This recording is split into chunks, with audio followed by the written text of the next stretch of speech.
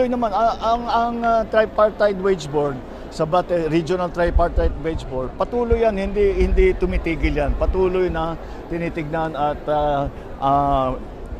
inaaral kung ano ba ang talagang presyuhan doon sa bawat region para malagay yung malagay na tama ang ating wage rate o kung kailangan ng wage hike kung magkano.